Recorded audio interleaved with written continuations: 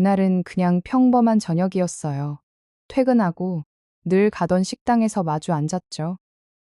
메뉴를 고르는 손놀림도 서로의 안부를 묻는 말도 익숙했어요. 5해 동안 반복해 온 장면이니까요. 결혼 이야기도 미래 이야기에도 이제는 놀라지 않던 사이였고요. 그래서 그 질문이 그렇게 큰일이 될 줄은 정말 몰랐어요. 저는 가볍게 아주 조심스럽게 말했어요. 우리 통장은 어떻게 할까? 같이 쓸까? 아니면 각자 관리할까? 그 말이 입 밖으로 나오는 데는 몇 초도 걸리지 않았는데 그 뒤에 흐른 침묵은 너무 길었어요. 그는 바로 대답하지 않았고 웃지도 않았어요. 숟가락을 내려놓고 잠깐 숨을 고르더니 생각해 보는 적 없다는 듯한 표정을 지었죠. 그 순간 제 안에서 뭔가 천천히 식어갔어요.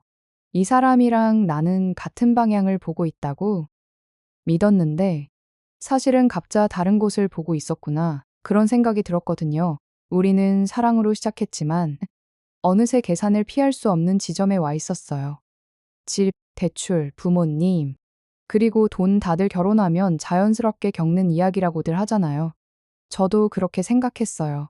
그런데 막상 통장 얘기를 꺼내자 그는 갑자기 낯선 사람이 됐어요. 5해 동안 함께한 시간보다 앞으로 잃을 게 더 먼저 떠오르는 얼굴이었어요. 저는 괜히 미안해져서 말을 덧붙였어요. 꼭 지금 결정하자는 건 아니라고. 그냥 생각만 해보자는 거라고. 하지만 이미 분위기는 돌아오지 않았죠. 그는 현실적인 얘기를 왜 이렇게 빨리 하냐고 했고, 저는 지금이 아니면 언제 하냐고 물었어요. 그 질문과 질문 사이에서 우리 사이에 있던 믿음이 조금씩 흔들렸어요. 사랑만으로 충분하다고 말하던 사람이 숫자 앞에서는 그렇게 조심스러워질 줄은 몰랐거든요. 집으로 돌아오는 길, 저는 창밖에만 봤어요. 5해 동안 함께 걸어온 시간들이 머릿속에서 빠르게 지나갔어요. 웃었던 날들, 싸웠던 날들, 그리고 언젠가 자연스럽게 결혼할 거라고 믿었던 순간들까지. 그런데 이상하게도 그날 이후로는 아무 장면도 앞으로 나아가지 않았어요. 마치 그 질문 하나로 우리의 시간이 거기서 멈춘 것처럼요. 그날 이후로 우리는 조금씩 어긋나기 시작했어요. 연락 횟수는 그대로였는데 말의 온도가 달라졌죠.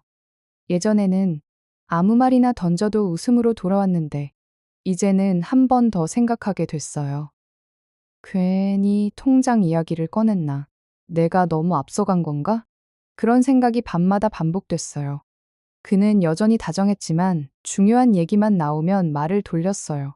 결혼식 날짜, 신혼집, 부모님 인사 다 준비된 것처럼 보였던 퍼즐에서 가장 중요한 조각만 비어 있었죠. 저는 혼자 엑셀을 열어보기 시작했어요. 월급금, 저축, 대출이자 숫자를 적다 보니 마음이 차분해지기보다는 더 불안해졌어요. 이걸 나 혼자 감당해야 하나? 아니면 같이 짊어질 사람을 믿어도 되나? 친구들은 다 비슷하다고 말했어요. 남자들은 원래 돈 얘기 싫어한다고, 결혼하면 다 맞춰진다고요. 그런데 이상하게 저는 기다리는 게 점점 무서워졌어요. 시간이 지나면 해결되는 문제가 아니라 시간이 지날수록 더 커질 것 같았거든요. 어느 날은 그의 부모님 이야기가 나왔어요. 집은 누가 해오냐? 대출은 어떻게 나누냐? 그런 질문들이었죠. 그는 웃으면서 대충 넘겼지만 저는 그 웃음이 불안했어요. 책임을 지겠다는 확신이 아니라 아직 생각하기 싫다는 표정 같았거든요. 그날 집에 와서 샤워를 하다가 갑자기 울음이 났어요. 큰 소리도 아니고 그 느낌도 아니었어요. 그냥 물소리에 섞여 조용히 흘렀죠. 5해 동안 쌓아온 감정이 통장 하나 앞에서 이렇게 흔들릴 줄 몰랐어요. 사랑이 부족한 건 아니었어요. 오히려 너무 오래 사랑해서 현실을 미뤄둔 게 문제였죠. 저는 결혼이 로맨스의 연장이 아니라는 걸 알고 있었어요. 계약 같다는 말도, 거래 같다는 말도 이해했어요. 그래서 더 솔직해지고 싶었을 뿐인데 그 솔직함이 우리를 멀어지게 만들 줄은 몰랐어요.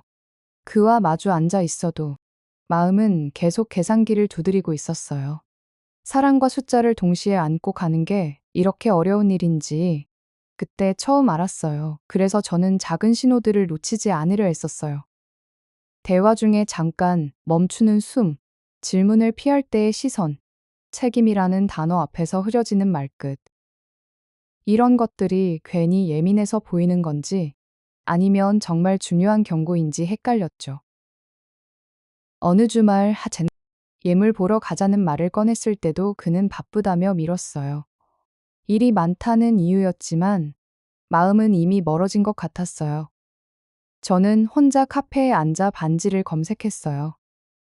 가격대별로 정리된 화면을 보며 왜 이렇게 쓸쓸한지 스스로에게 물었죠. 둘이서 고르는 미래여야 하는데 저는 자꾸 혼자가 되어갔어요. 밤이 되면 휴대폰을 내려놓고 천장을 봤어요. 결론을 내리지 못한 생각들이 머리 위를 맴돌았죠.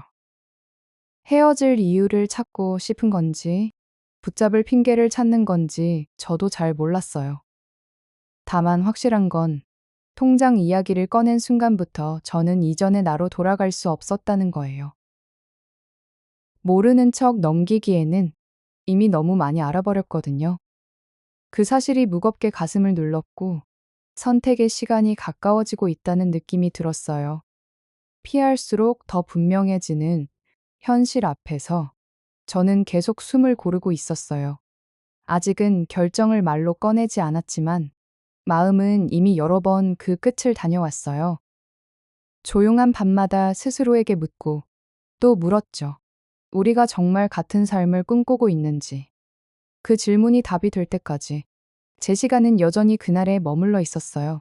그리고 그 침묵이 점점 길어졌어요. 마음속에서는 이미 울리고 있었죠. 경고처럼요. 아주 작게요. 끝.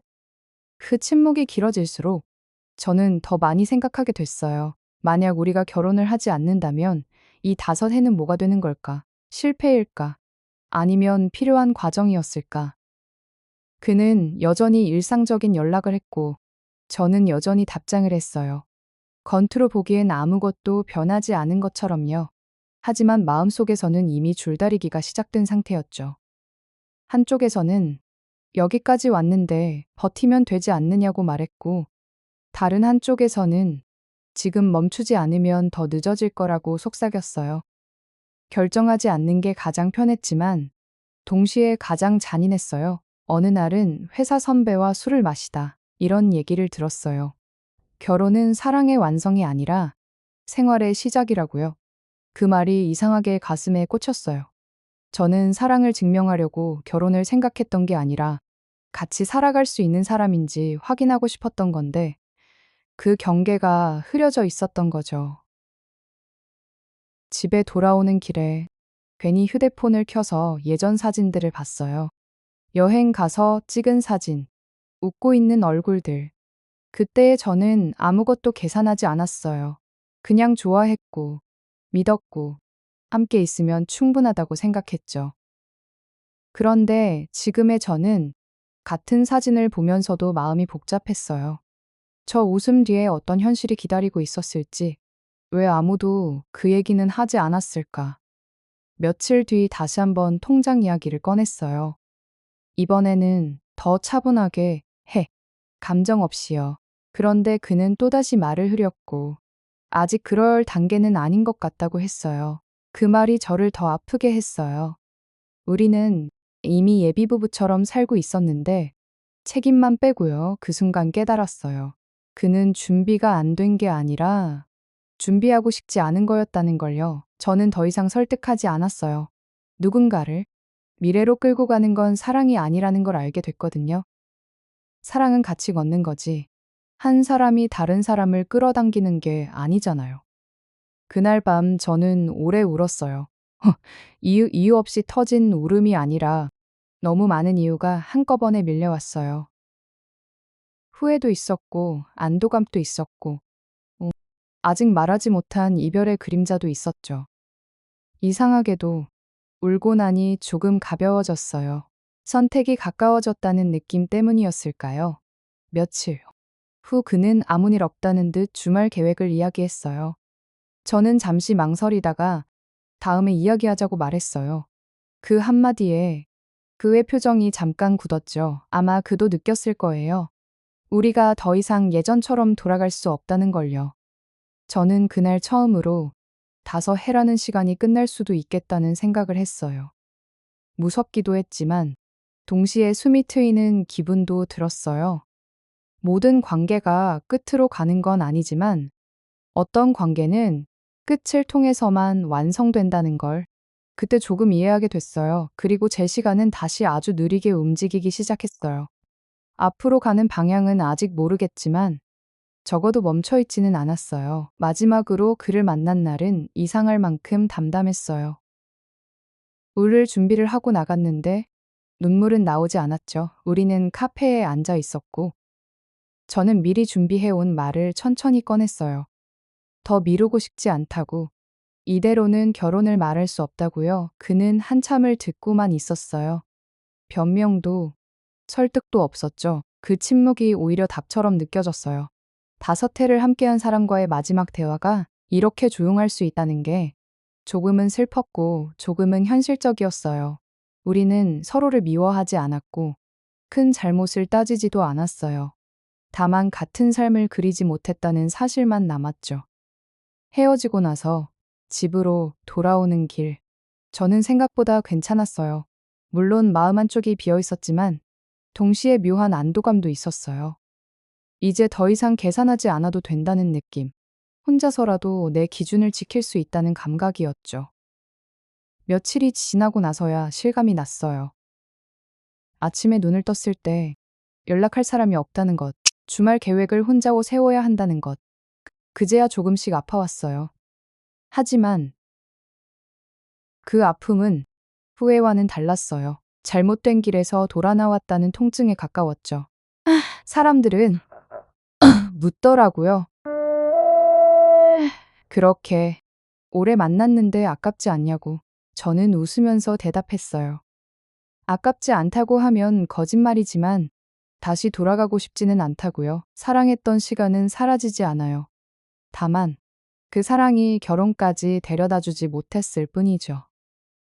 지금의 저는 여전히 혼자고 여전히 미래가 불확실해요. 하지만 적어도 통장 이야기를 꺼내는 나 자신을 부끄러워하지는 않아요. 현실을 말할 수 있는 용기가 사랑보다 덜 중요한 건 아니니까요. 만약 이 이야기가 누군가에게 조금이라도 멈춰 생각할 계기가 된다면 좋겠어요. 선택은 각자의 몫이지만 질문을 미루지 않는 건 중요하니까요. 이 이야기가 마음에 남았다면 같은 고민을 하는 사람들을 위해 구독해 주세요.